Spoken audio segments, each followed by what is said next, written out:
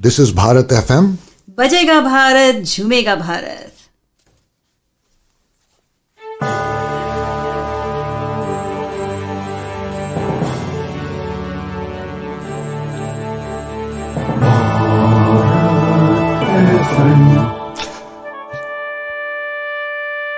ये है भारत FM. बजेगा भारत, झूमेगा भारत. दोस्तों नमस्कार, आदाब, सत श्री अकाल, वड़क्कम, वेलकम.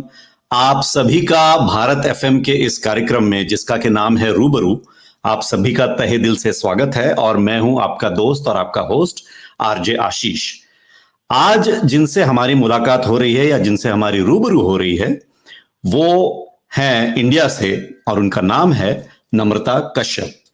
अब Namrata Kashyap के बारे में I'll just say a few words. Namrata Kashyap is a practicing landscape architect for the last 21 years, an award-winning student from Delhi's famed School of Planning and Architecture. She graduated in physical planning in 1993 and did her master's in landscape architecture in 1995. Her illustrious profile includes projects like Jindal Steel Works Township, the ACC Cement Works, the Bhartiya City in Bengaluru. The list is endless. Working with nature and conservation has always been her great passions. An ardent traveler, she is exposed to various cultures and regions. Learning about traditional practices in design and imbibing them in congruence with technology is her forte. Apart from being featured in magazines and having articles published in her name, she has won many awards as well. The firm's main focus is sustainable and resilient design practices. NKLD truly believes that responsible design is the key to development for a community or a civilization. Landscapes, both natural and built, are a phenomena of nature and products of culture. It is perhaps the only interface that connects with the basic elements of the universe: earth, water, fire, air, and ether, and works towards enhancing them to further stimulate our senses of sight, sound, and smell. NKLD uses technology as a tool to achieve the design brief. They borrow richly from ancient traditional design practices that have stood the test of time. Apart from this, she strongly advocates women empowerment and stands to be a huge inspiration to budding women architects. Namrata has established a successful all-women office and has been at the top of her game ever since she started out. So with that, welcome Namrata. Namaskar. Thank you. Thank you so much, Ashish, for having me on your show. We are very, very pleased to have you on our show, and we are ready to hear your journey starting right from your childhood days. I hope you have enough for us, and the story that you're going to say will be something unique for our listeners and our viewers. So let's start with our program, Namrata. मैं usually जो इस कार्यक्रम की शुरुआत करता हूँ, so I usually start with the childhood days. Where were you born? How was your childhood? Let's hear about it. Yes, thank you. Thank you so much, Ashish. So I want to tell you that I was born in New Delhi, and my father was in the defense forces. In fact, I'm born on 16 December 71. That's the day the war ended with Pakistan. India and Pakistan were at war. Oh. So my dad actually saw me 2 days after I was born because he was at the borders. Wow. Okay. Yeah, and little did I know that actually one fine day I would end up marrying, my husband now, who is also born in the same hospital as where I was born, and in the same year, and he was born the day the war began. That is midnight of 4th December 1971. Oh, wow. So your husband is born when the war began and you were born when the war ended. Right. So you can see that who keeps the peace in the house. Yeah, I know. That is a good one. That is a good one. Awesome. So, go ahead. You see, so since, like both our parents, like I said, were from the armed forces and we were born in the army hospitals. So because of that, there's a very different culture which we military children are exposed to. Ashish, we move like every few years. We look forward, in fact, to meeting new friends, new places. Having different kind of cuisine, because as you can see, India has got so many climatic regions, different type of cultures. Every 200 kilometers you go, the dialect changes, the food changes. So it was actually an exciting journey. Some people, I think, feel a little anxious when they have to move. But we children, we actually used to really look forward to it. I am one of them. I don't like moving around. Yeah.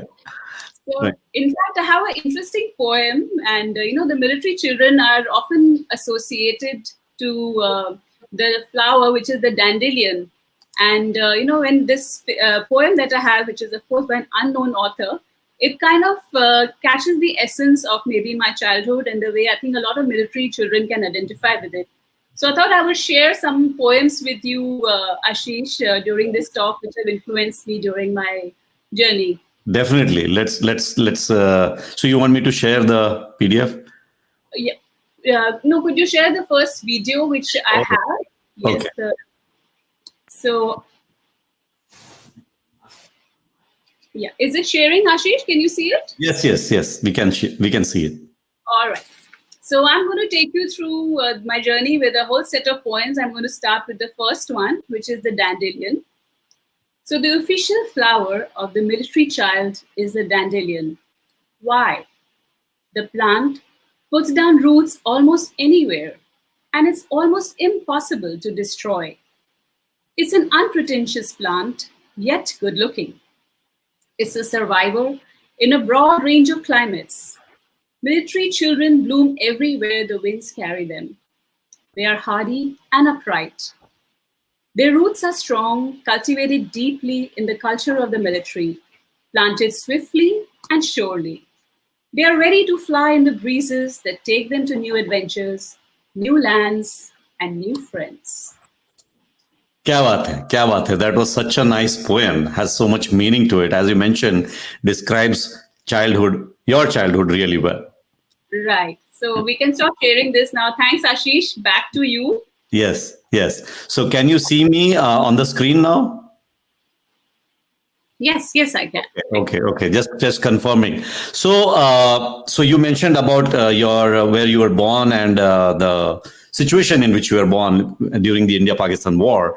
But so when you said you moved around in India, one thing that I definitely like about that part is you truly come to know what India is all about, right?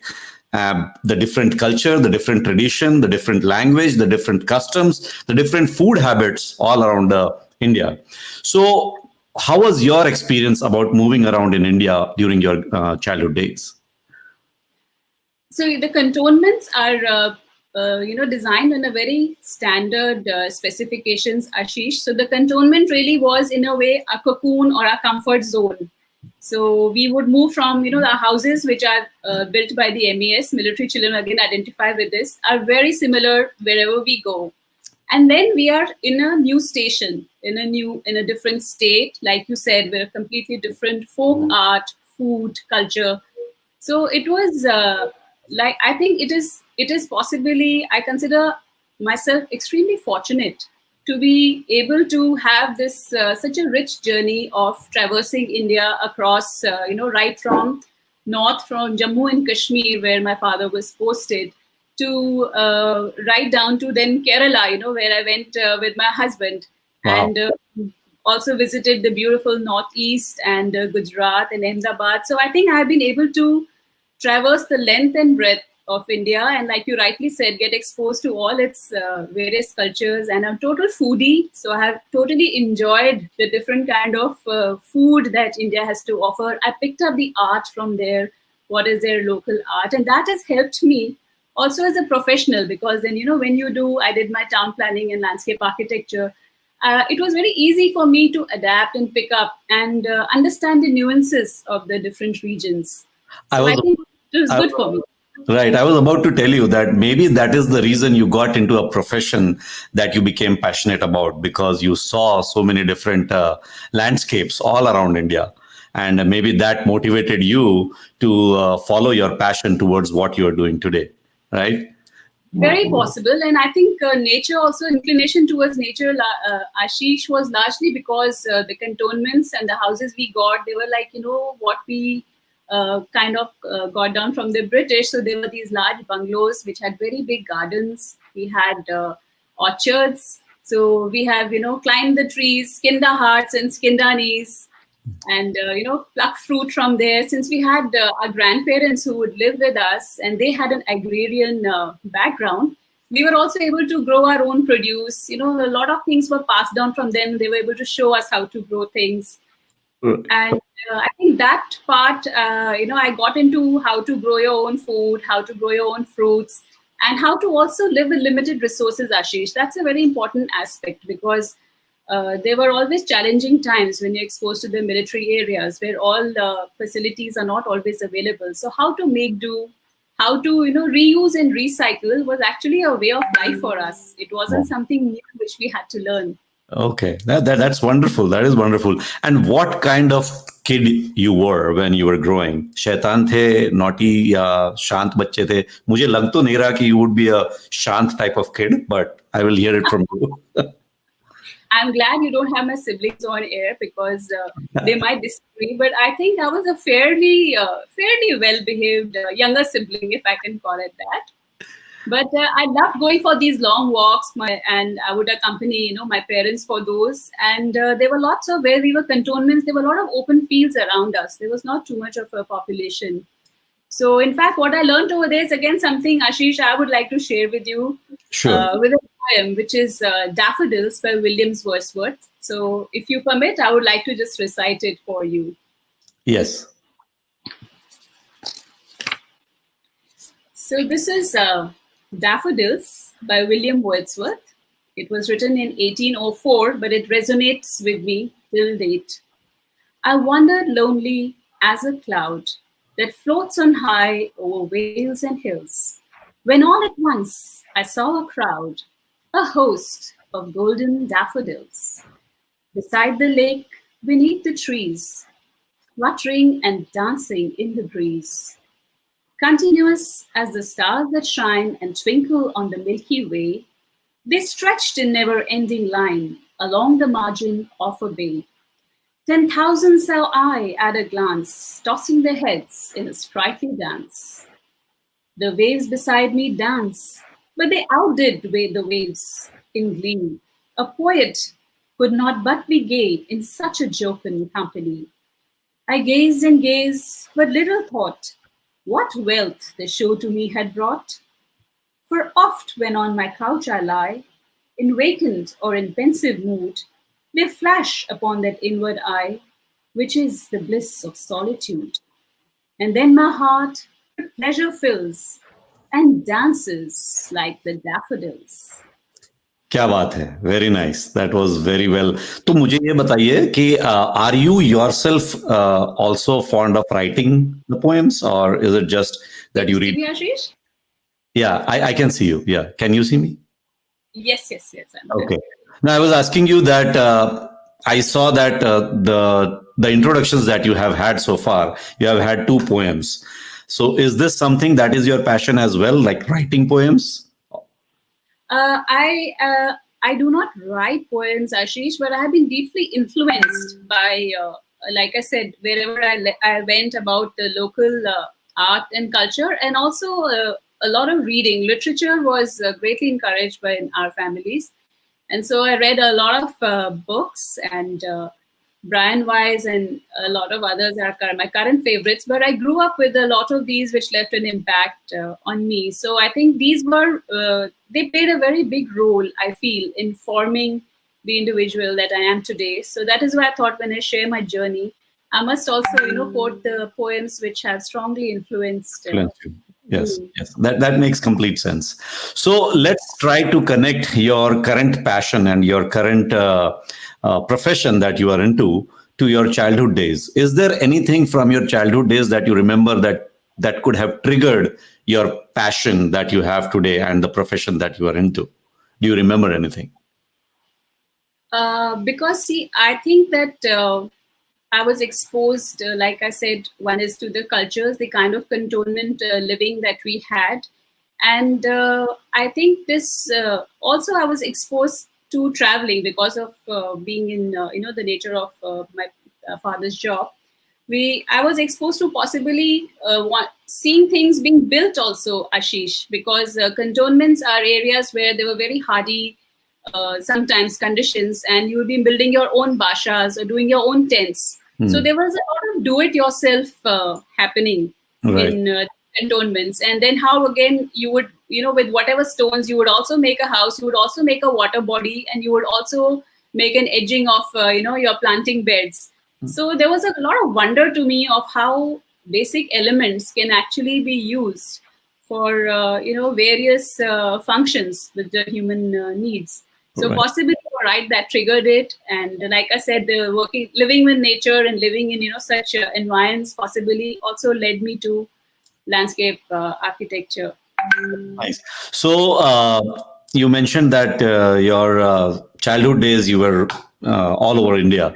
Where did you finally end your schooling? In which place in India? The last 4 years of my schooling I did in New Delhi, because my father went over to a field area and thought that it would be good for me and my brother to have a more stable education. So we Okay. stayed there with our In mom, Delhi. while Okay. my dad traveled and went to places like Nagaland and Far East, and So I went to public school. Acha. So, what was going on in your head when you had to decide your career after your school? Because in India, you know this very well, it's engineering or medicine. How did you get to architecture? That's right. So that is where that point comes in, where you told me that, how were you as a child? So I think I was slightly anti-establishment, because you're right. That time, engineering and medicine were generally what children were encouraged to take up.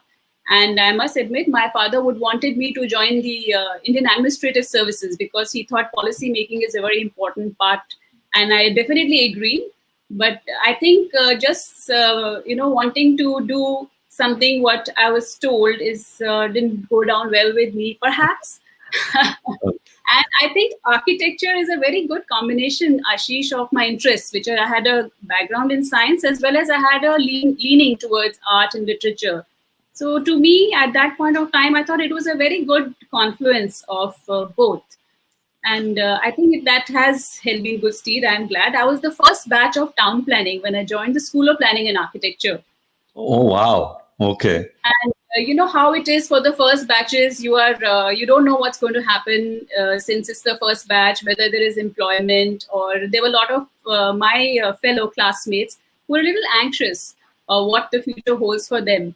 But there again, I think my this background of being from the armed forces and knowing that nothing is temporary and dekhi jayegi, बोलते हैं ना, आगे बढ़ो देखी जाएगी. So I Taking think that was a challenges. good stead. Taking challenges is what the people from defense love, actually. I correct me if Yeah, I'm I wrong.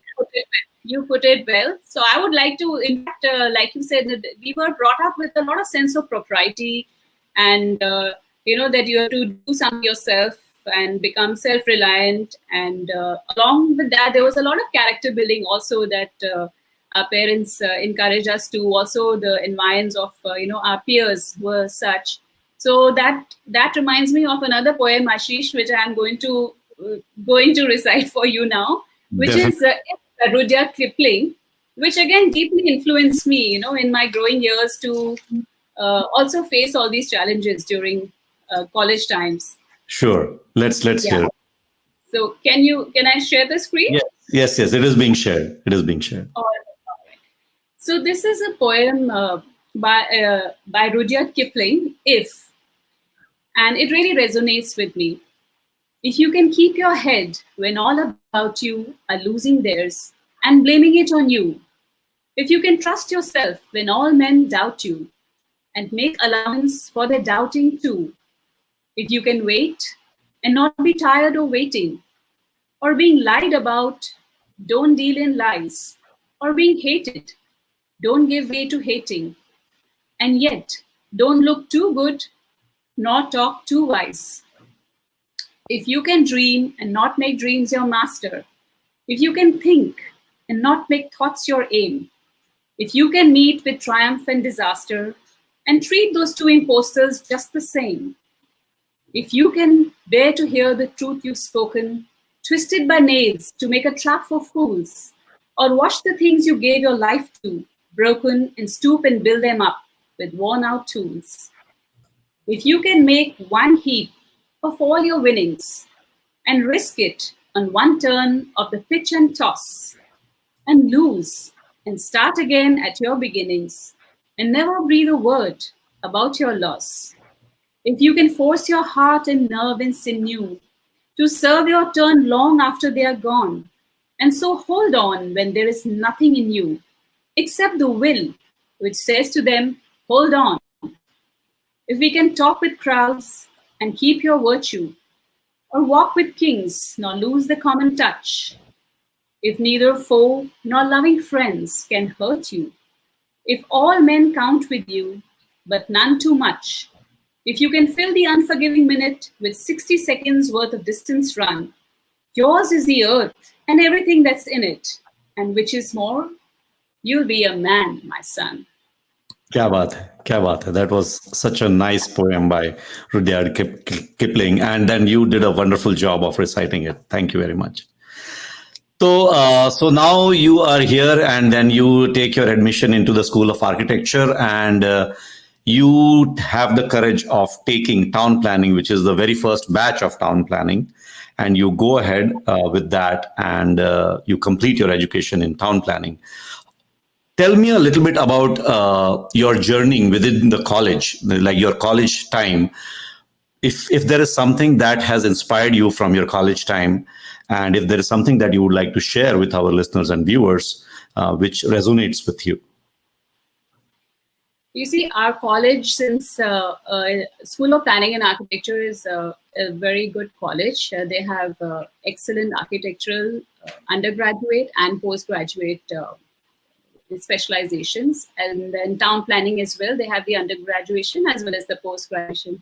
So it's a very tough entrance exam for Ashish to crack. So we were all very glad that when we got into college, and we thought that, our concept of college was board exams are over, college is supposed to be really fun.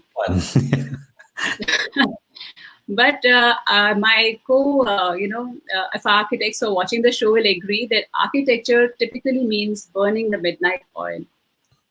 Okay. We barely slept, maybe a few hours. So one learned, what is the route march of the armed forces. We would do it through the drawings, and we would be also groups working together. And we had some very good tutors and mentors.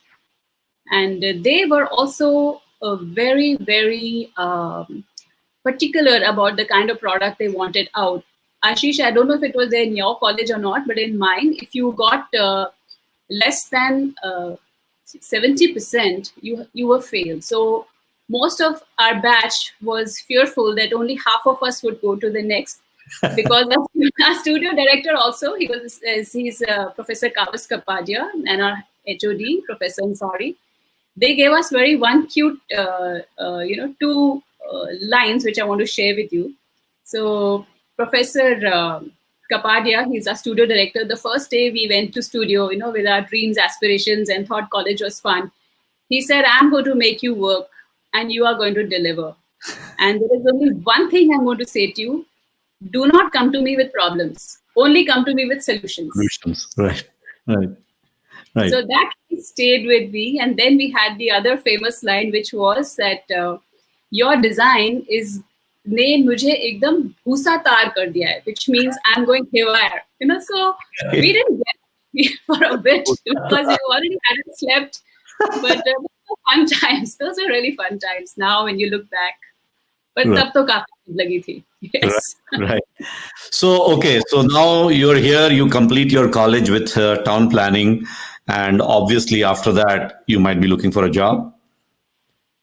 No, before that, I want to tell you that while I was in college, there is one aspect of me which is very sensitive to nature, art, culture, and wanted to definitely, passionately pursue town planning and go ahead with another specialization. But I'm also a diehard romantic, one part of me, So I'm like any other girl. I believed in love stories, and you won't believe it, but my mother used to read these books, The Mills and Boons, and I used to sometimes read my submissions and make sure I finish reading those books before her. I believed in, I believed in music. I believed in love. I believed in knights in shining armor. So I always thought I'm going to get married to somebody I fall hopelessly in love with, and. Are you a big Karan Johar fan?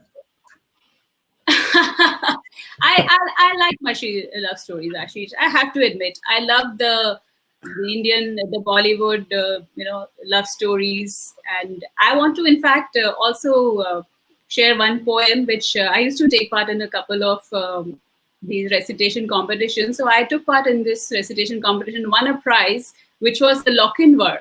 And I think because it resonated with me, I was so passionate about it that I actually went ahead and got some sort of a prize too, if I can remember. So I want to tell you about Lochinvar. That tells you the romantic side of me. Sure. And if I can share that poem with you. Yes, definitely. Please do that. I'll just share the screen. Yeah, we can see the screen. So this is Lochinvar by Sir Walter Scott. O young Lochinvar is come out of the west. Through all the wide border, his steed was the best. And save his good broadsword, he weapons had none. He rode all unarmed, and he rode all alone. So faithful in love, and so dauntless in war, there never was a knight like the young Lochinvar. He stood not for brake, and he stood not for stone. He swam the Esk River, where ford there was none. But ere he alighted at Netherby gate, the bride had consented, the gallant came late. For a laggard in love and a dastard in war was to wed the fair Ellen of brave Lochinvar. So boldly he entered the Netherby hall. Among bridesmen and kinsmen, and brothers and all. Then spoke the bride's father, his sword on his hand on his sword. O come ye in peace here, or come ye in war? Or to dance at a bridal, young Lord Lochinvar? I long wooed your daughter, my suit you denied. Love swells like the Solway, but it ebbs like its tide. And now I am come with this lost love of mine, to lead but one measure and drink one cup of wine. There are maidens in Scotland, more lovely by far, that would gladly be the bride to the young Lochinvar. The bride kissed the goblet. The knight took it up. He coughed off the wine and he threw down the cup. This is my favorite part. She looked down to blush and she looked up to sigh, with a smile on her lips and a tear in her eye. He took her soft hand, ere her mother could bar. Now tread we a measure, said young Lochinvar. So stately his form, and so lovely her face, that never a hall such a galliard did grace. While her mother did fret, and her father did fume. And the bridegroom stood dangling his bonnet and plume. And the bridemaidens whispered it were better by far to have matched a fair cousin with the young Lochinvar. One touch to her hand and one word to her ear. When they reached the hall door and the charger stood near, so light to the croup, the fair lady he swung, so light to the saddle, before her he sprung. She is won, we are gone, over bank, bush and scar. They'll have steeds that'll follow, quoth young Lochinvar. There was mounting among Grames of the Netherby clan. Fosters, Fenwicks, and Musgraves, they rode and they ran. There was racing and chasing on Canopy Lee, and the lost bride of Netherby never did they see. So daring in love, and so dauntless in war, have you all heard of the gallant like young Lochinvar? क्या बात है, क्या बात है. That was very good. That was very nice. So, I mean, that the poems have been your inspiration. We can already see that. Yeah. Largely. So you can see that's a tall order that my husband had to fill because I expected that kind of a romance. तो खरे उतरे उसमें. हाँ जी. खरे उतरे उसमें. हाँ, ठीक ठाक. Can't complain. All right. So after your, so now can we move on to your next part of your life after college, or do you have something more about your college? Yeah, so after college is when my romance started, and so I finished my post-graduation, Ashish, in landscape architecture, and I apprenticed with Mr. Satish Khanna. He's a very respected landscape architect in New Delhi, and he mentored me for 2 years. And after that, like I said, I had needed that knight in shining armor, and I fell in love with my childhood sweetheart, which I mentioned, and I got married to this naval aviator. So my mother. From the childhood, you had known him right from the childhood. Yes, we are not only born 11 days apart, we're also classmates from school. So we were both in Army Public School from class 9 onwards. Very nice. That's a story someday I'll tell you about how we are poles apart. We're like chalk and cheese. He's outgoing, fun-loving, lives his life on the edge. I'm methodical, pre-planned, maybe a little boring. But I think we both have rubbed off on each other over the years. Opposites attract. There is a reason they say that. So you're doing good. Yeah. Okay. In fact, since landscape architecture, one would typically imagine that you would want to have a very steady practice, Ashish, if you want to do well and do some really big projects. Architecture required you to be in one place. So that was a big challenge because I was to move with him then every few years. So in fact, my mother did try to take his interview and said that, like you're an army, you're in the Navy and an aviator. How much do you really earn? How are you going to keep my daughter happy? So he said, Madam, I earn about 100 salutes a day. And so he floored my mother with that, and she said, okay, go ahead. I think he'll keep you happy. I then managed to go to some fantastic places, Ashish, because when I was in my growing years, my father being from the Indian Army, we were a lot in the northern part of India, northern and central. And because you see the seas are there down south, I managed to see a lot of South India post my marriage. I went to some wonderful places like the Andaman and Nicobar Islands and to Goa and to Kerala. And maybe whatever more I had to learn, it really also enriched me as a professional. And I was very lucky, got a lot of support from the naval community to be able to, have a practice. And in fact, I started this company which is called NKLD now. We opened up as Namrata Kashyap and Associates. And we started practicing sustainable landscape architecture. If you're interested, I can show you some of the kind of work and what is our thought process. Yes, we will definitely go through that. But before you started on your own, did you have to, did you find a job, try to get some experience, or you just right from the beginning, you started with your own Namrata Kashyap and Associates? After my post-graduation, I immediately took up a job in Delhi with Mr. Satish Khanna for 2 years. After that, I moved to Andaman and Nicobar Islands. And I was the only landscape architect on the entire island because it is a very small place. Right. Yes. Right. And I knew that I had to do something with my degree, and I had to prove it, to my parents that I am not going to just, let my education go waste. I went and took an interview, Ashish, with the Lieutenant Governor. I wouldn't have the guts to do it today. Wow. I don't know where at that time I had that fire in my belly. And I went and told him that, I am a landscape architect. You don't have one on the island, and you have so many, they have a lot of protected forest areas and a lot of environmentally sensitive zones in the Andaman Nicobar Islands. In fact, most of our national parks are located there. Mm-hmm. And, he was very forthcoming, and he said, why don't I attach you to the Andaman Public Works Department? Because private practice back then, I'm talking about the year 1997, was not really so prevalent in the islands. Right. So I got attached to the government over there, and whatever projects they were doing, I was able to do the landscaping of theirs, and he put me there on a kind of a contractual basis since it was a government, outfit. So that was great for me, and I was able to do a lot of good work over there. And then finally I moved to go and started teaching in a college over here. Oh, okay.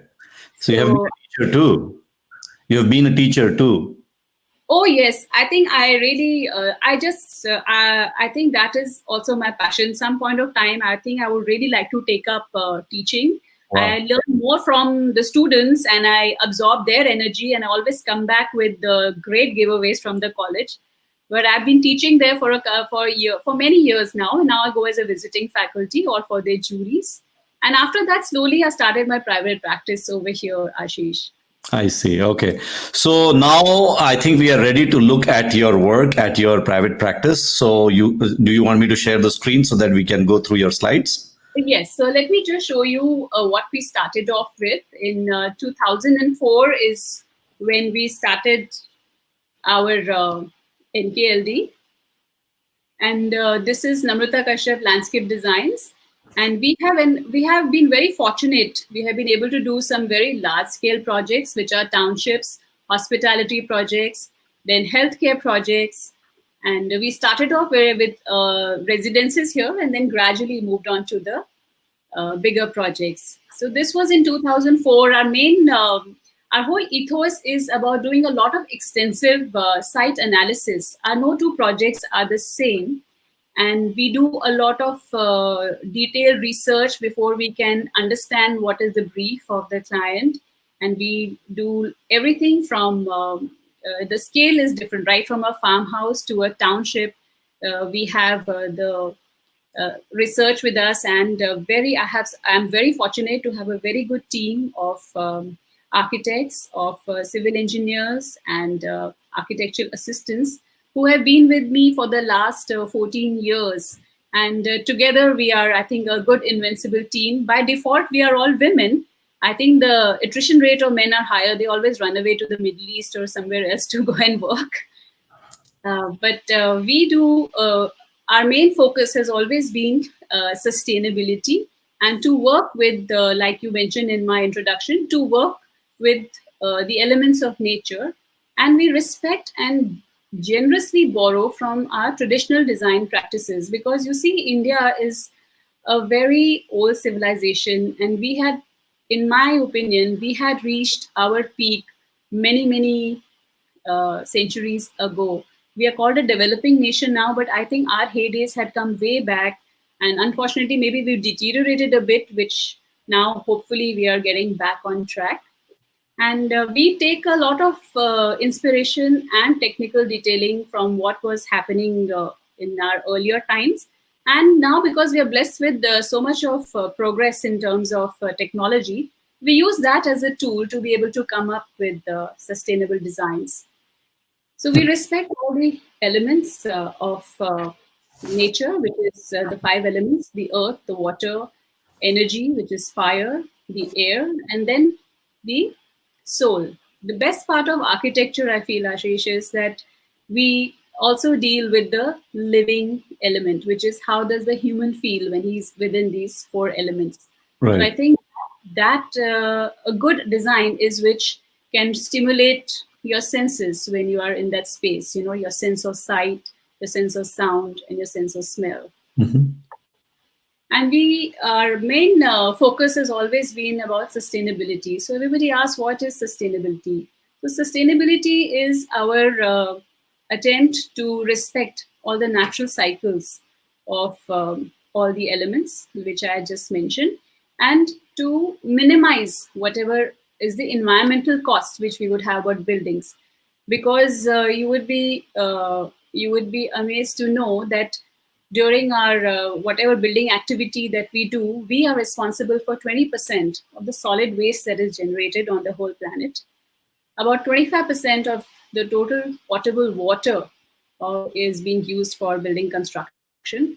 And as high as 40% is the emissions, the greenhouse gas emissions, which we are responsible for when we are doing any kind of building activity.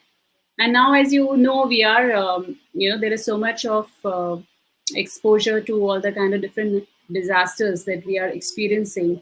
So that is why it becomes very, very important.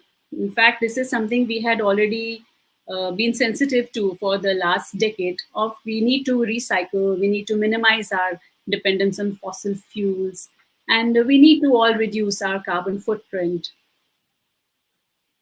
So that was what we were all about in the initial when we set out, Ashish. So you can stop the screen share. I'll come to this in a bit. I Okay. will also share with you how we would be dealing with calamities. Yes, sure. Okay.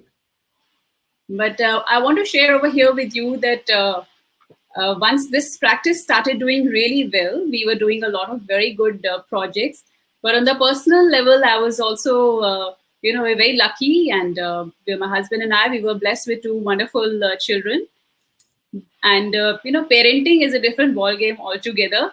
And I'm sure you will agree. Yes, I will. So for both of us to have, this was another interesting facet of our life, to become parents and working parents. Right, right. It gets very challenging. The managing being a good parent and managing your passion. It's very challenging. Right. And both of us had a lot of travel in, since my husband was into the aviation, he would go for, forward deployments with his aircrafts. And I had a lot of projects which are pan-India, from Karnataka, Andhra Pradesh, Tamil Nadu, and to, all the ways to Orissa, Madhya Pradesh. And sometimes, in fact, I used to tell my friends, I used to joke with my girlfriends that, people say that they're going to Cannes, they're going to Paris. And I used to go to, backward places like, Jharkhand and to Sindri. And people wouldn't even have heard of them. And they would ask, ye kahan hai? Tum kahan ja rahe ho? Yeah, I mean, that's what passion does to you. Exactly. Right. Right. Right. So that was the other interesting journey. Then, for some time, both of us, we juggled our careers to be the best parents we could to our children. And both of them were very talented in sports and fairly inclined towards academics. So that is when we decided to take a call and, encourage the children if they would like to go to a boarding school where they would be exposed to all the kind of varied sports that they both wanted to play, or different academic interests that they wanted to pursue, whether it was French or whether it was Sanskrit. So we took that call, and for a year we did a lot of research and let the children pick this school. And my two boys went to boarding school. Why I want to mention this right now is that it is not easy, being working parents. It has its challenges and its joys. But also sending the children to school does have a lot of, to boarding school, does have an impact on your mental health.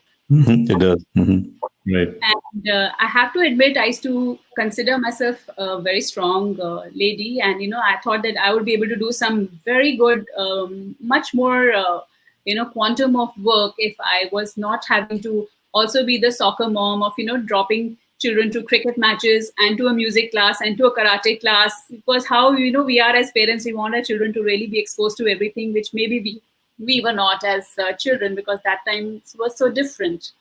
Right, right. But then you were able to do that, right? Yes, so we did send our children to a very good boarding school. It did them a lot of good, but I would like to again I took, kind of borrowed from my past and went to some very good reading, deep reading, and some good prose and some good poems which then saw me through this difficult time. So that is when Khalil Gibran there is a poem on children, which I thought I would share with you, which saw me through this time when initially, we sent our children away. Right, right. Okay, let's hear that out. So this is On Children by Khalil Gibran. Your children are not your children. They are the sons and daughters of life's longing for itself. They come through you, but not from you. And though they are with you, yet they belong not to you. You may give them your love, but not your thoughts, for they have their own thoughts. You may house their bodies, but not their souls, for their souls dwell in the house of tomorrow, which you cannot visit, not even in your dreams. You may strive to be like them, but seek not to make them like you. For life goes not backward, nor tarries with yesterday. You are the bows from which your children, as living arrows, are sent forth. The archer seeks the mark upon the path of the infinite and bends you with his might, that his arrows may go swift and far. Let your bending in the archer's hand be for gladness. For even as he loves the arrows that flies, so he loves also the bow that is stable. Wow, very nice. That was really good. So that was your phase of. So we have Anubhav Kumar who says beautiful lines. Just so that let you know. Uh, so that was your phase of growing up your children and sending them to boarding school, coming back, all that. And during that time, how was your business phasing up, and where were you moving? Right. So, like I said, that was a very, this was a part which I went through in a personal phase, but I also got a lot of support from, again, the community that we were in, the naval community. I had some very good supportive friends, supportive families. And like I said, I tried to read up as much as I could to find solace. And I did, and I realized it was good for the children. So I then did a lot of focus on my work, and we ended up doing a lot of good quality work in that period, Ashish. But at the same time, that is a time when I'm talking about a decade ago, where we experienced a lot of natural disasters Right. because of climate change. So the focus of our, or rather the approach of NKLD did have to take a kind of a different turn. From sustainability, we moved to resilience in design. And I would like to share some of those slides with you. Sure. Sure. So we realized that we were going through a lot. You would have, we all have experienced, right, from Kedarnath, what happened, to the floods in Jammu and Kashmir, to the drought in Saurashtra, in Cape Town, and it was we are experiencing urban heat, where in all our metro cities in up north, whether it is Nagpur or Delhi or it is in Barmer.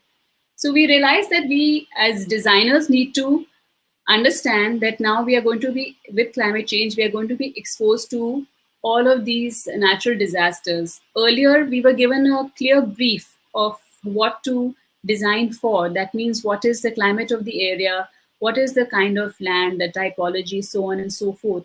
But now the climate was unpredictable. So we had to design for what is unprecedented, because our whichever site we would have would probably be exposed to drought, to extreme heat, to flooding, to landslides, or to earthquakes. And all these natural disasters are all interwoven with each other. So we had to find a way to mitigate what our exposure of our sites to these disasters, and see what we could do for our design to be able to adapt, because we cannot predict these are going to happen. They're going to be a part and parcel of our life. So our focus, from only doing site planning and understanding what would be the climate of the area, we decided that we need to do a lot more research, and our designs would be very adaptable, because resilience now became the new sustainability. So when we talk of resilience, it is that what is resilience? Resilience is the ability to be able to anticipate any kind of a disaster, and then to absorb whatever you're exposed to, those extreme conditions, and then to adapt to that particular exposure. And still, it should be designed to fail. It should still stand the test of time. Right. Right. So for this, naturally, if you take a look into nature, we see that we have got a lot of very good examples from all over the world, that how nature, even though it takes a beating with its own fury, there are a lot of its own creations which are standing the test of time. So we thought it would be a good idea to take a look into nature and see what is it that nature has, that they are able to it is able to withstand its own fury. So we understood that all our designs will have to be very, very climate responsive, they will have to use sustainable and local building materials, and we would have to be as vernacular as possible. Go ahead with whatever is locally in that particular area. So biomimicry is what is the art of being inspired by nature and using it in design. So we started respecting this, understanding this, and in fact, if you see what this visual I have to show you, this Eastgate building in Zimbabwe, this has been inspired by an ant hill. So the ant hill is designed in such a way that they require no external energy dependence on any kind of light ventilation or any kind of air conditioning. It is a self-sufficient and a self-driven design. So this is something which is very good, which we were also inspired by. Or if you see the the Shinkansen bullet train in West Japan, it is its front is designed along the lines of the Kingfisher. So they have worked out the aerodynamics along the aqua design of the Kingfisher.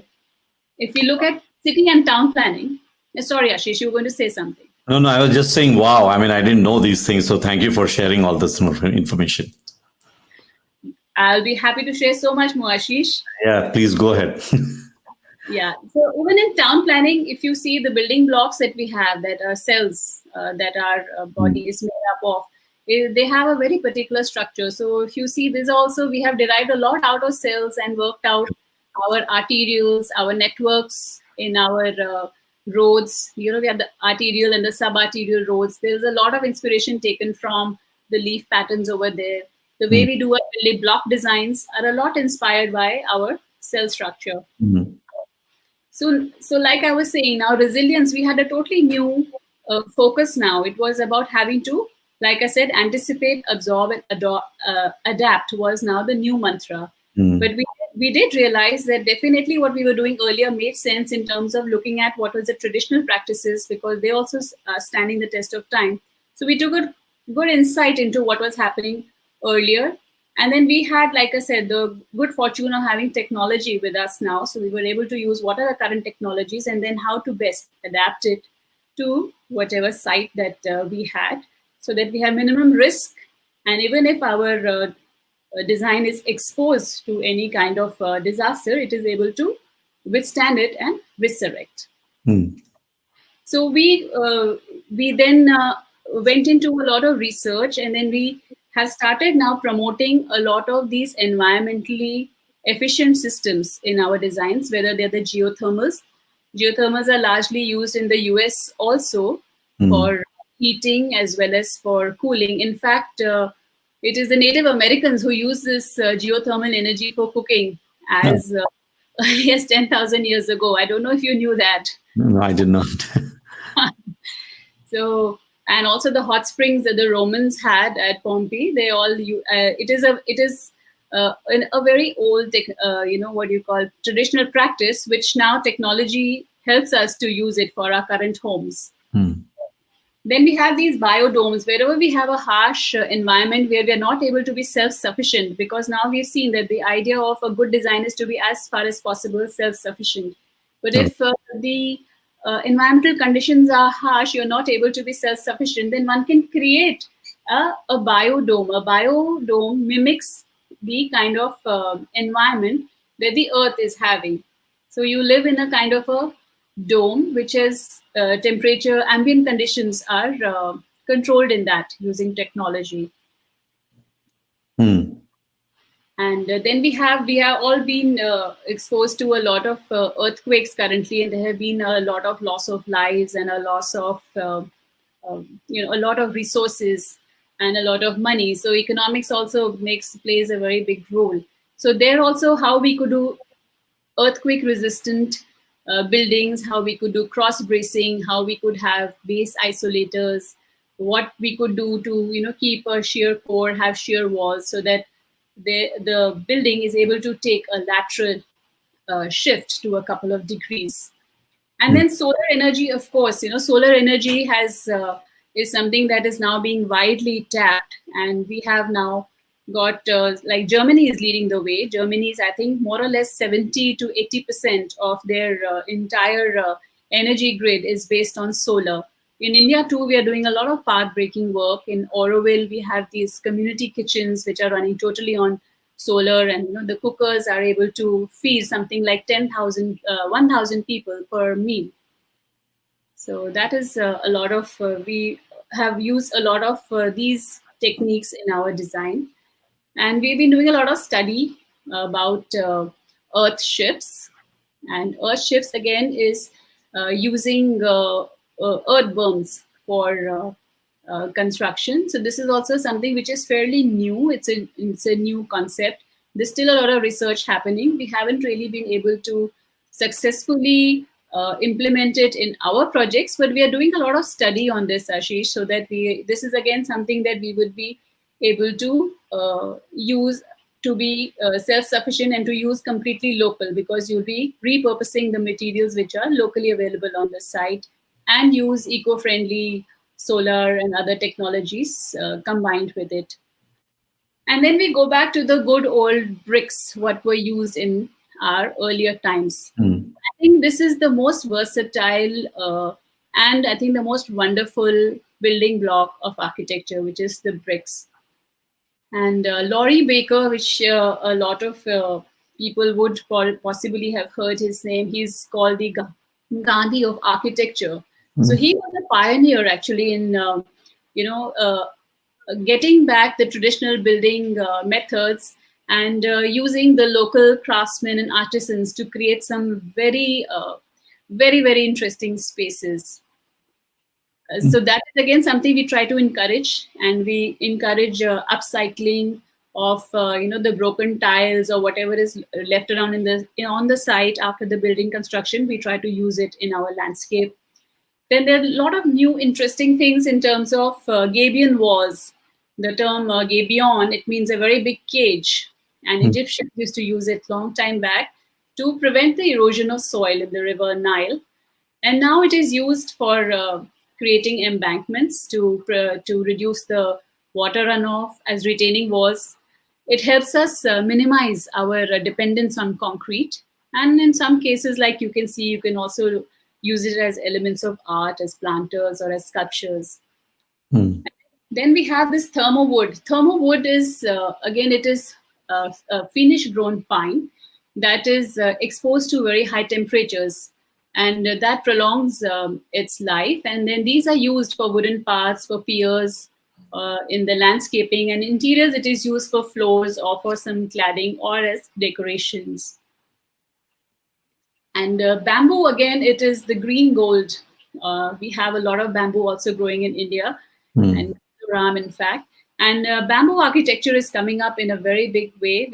People are actively using it. It has a lifespan of roughly about 20 years, bamboo construction, if it is not exposed to heavy tropical rains like Goa is, where it rains from all directions sometimes. Right. And, a lot of, we started promoting a lot of the local art and the old time. If you notice in your grandparents' home, there would be this mud and oxide flooring, which still stands the test of time. They're still shining, you see, as compared to maybe the tiles and the stones which we are using now. So we try to, again, go back to tradition, smarten it up, use technology, use modern designing, styling, and encourage our clients to use them in design. So we did a lot on finishes, different type of finishes. For plasters, they didn't have to be, again, cement. We tried to encourage the older type of plasters we had in our traditional practices, such as the lime and the mud and lime, or in some cases even the cow dung was used because it automatically acted as an insect repellent. Then the colors that we use, instead of using paints, there were ways of using, Asian, Berger, Dulux, and Kansal have now started using our, dried roots and rose madder as pigmentation, as against chemicals. So we encourage our clients to use a lot of these as far as possible. Even in the roofs, instead of going ahead with traditional concrete roofs, we encourage solar roofs or from recycled plastic and rubbers. or use photovoltaic solar roof tiles, so that you also get a, you are able to tap the solar energy. Or go, if you want to go more local, you choose grass reeds, or bamboo mats, or bamboo and mud. And in the courtyards is again a very important part of design, because in our earlier traditional practices, you will see that it was a essential part of every home to have that central courtyard, Right. because the kind of climate that we have in India, this is automatically, it traps in the cool air and lets out the hot air. Hmm. And it is also a great area for social interaction, because you know how in India we all are so highly social, Right. and you need that space where the family can meet, interact, and then go back to the respective spaces. So we try to revive the courtyard into all of our designs as far as possible. Wherever we did work somewhere in the West, where water was a very big challenge, we encourage the use of xeriscaping, where zero means, it's in Greek, zero means dry. So how you're able to do a very interesting dry landscape, so that you can conserve the water, and you can also at the same time have a low maintenance landscape. And then harvesting the waters is so important, because now we are able to see, like I mentioned to you, water is fury. Some places we have droughts, and some places we have floods. Hmm. So definitely we need to respect this resource the most. And if you also again go back to our past, we all our town planning as well as our architectural plans had a lot of emphasis on harvesting the waters. Hmm. So we brought that back again into our designs, and a lot of people doing it, not only us, but we again emphasized the importance of water and harvesting it. So I think I've been talking a lot, Ashish, then I'm going to talk to you about this pandemic in a bit of a break. No, we can talk about it. That's fine, because we are kind of over time. So let's continue talking, and let's talk about this pandemic. Okay, so you see now, the focus earlier was a lot about being sustainable, being resilient. But then this pandemic has, I think, been a very big wake up call for all of us, Hmm. because we realize that not only do we have to have our inclination towards sustainability in terms of design, our design need to be resilient to have to withstand any kind of disasters, but we also realize that now we need to do much more than trying to minimize our carbon footprint. Because I don't know if many of us have thought about it, but spring came and went in 2020, and nobody could even enjoy it. I know that was sad. Yep. Yeah. So that means what is it that uh, has happened, that we are now getting exposed to pandemics, and of course I believe that this is going to be the new norm. So the most important point for us to understand is that not only do we have to live right and minimize our carbon footprint, but we also need to do something with all the waste we have already generated. Hmm. So Right. now the focus is not only about being eco-friendly in terms of using eco-friendly material, but it is also, hey, what are we going to do with all this waste that we have with us? Right. I don't know if you are aware, but in 1955, US got declared by Life magazine as the throwaway society, because people were so busy, you see, with their professions, to minimize their time spent on cooking and cleaning. There was a lot of food which was readily available, and people would uh, go and pick up food and and then just throw away their trash in those very big, those thermocol boxes. So I think we need to really look at consciously at our choices as individuals, what we are doing. And very briefly, I'm going to tell you about very simple techniques that we can adopt as individuals. We can, just take our own shopping bags. We don't buy plastic bottles. We use our own cups when we step out. That also makes sure that we're not exposed to any kind of infections, which is so important now. Carry your own lunchbox instead of ordering and having it packaged in any kind of plastics. And say no to disposable straws and cutlery, because I think we all are aware of what havoc that is playing with our oceans.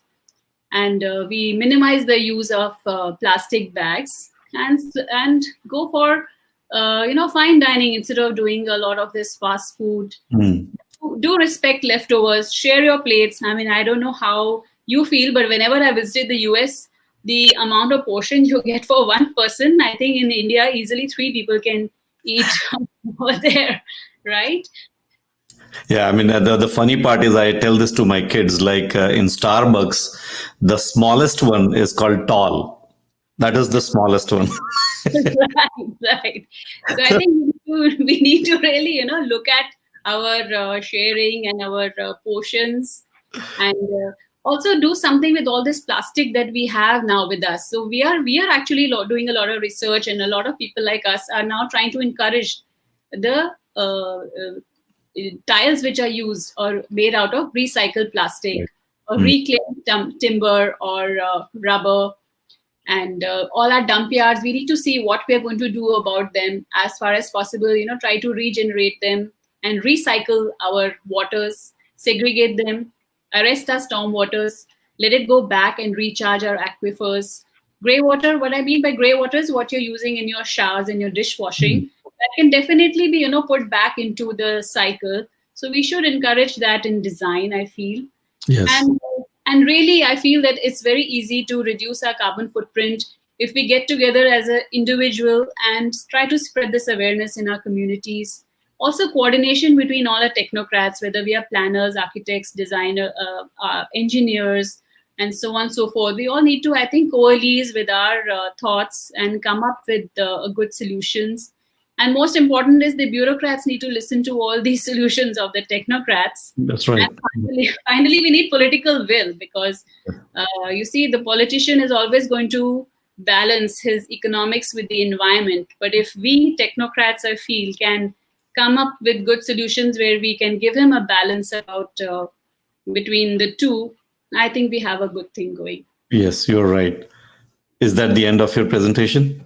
So yes, so that's a little brief about my work, Ashish. I hope you found that interesting. It was very interesting and very informative, for sure. I mean, not just for me. I'm pretty sure you heard the comments from one of our viewer, Vinod Kumar Sharma. He did say that nice talk and very informative. So, yeah, I mean, I wish we had more time. We are already over time.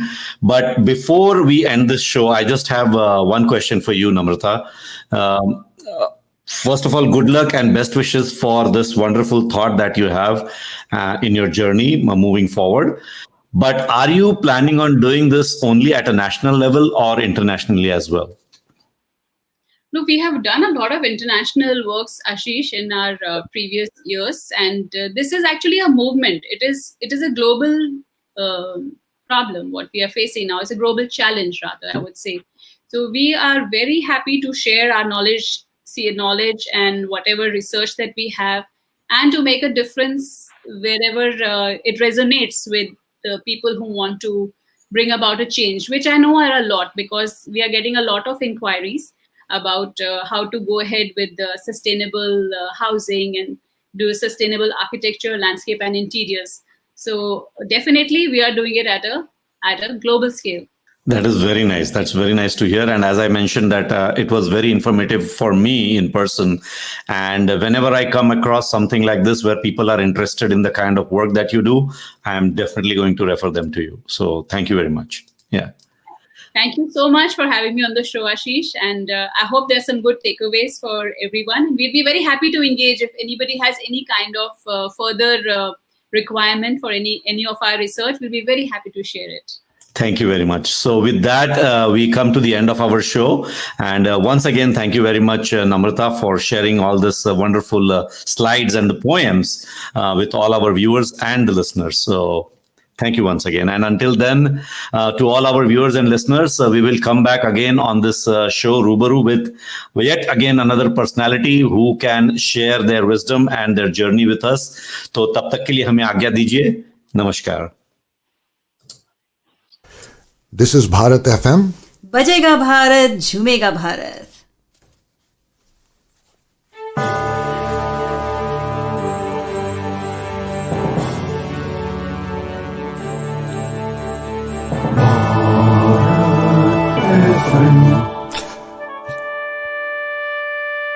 ये है Bharat FM. बजेगा भारत, झूमेगा भारत.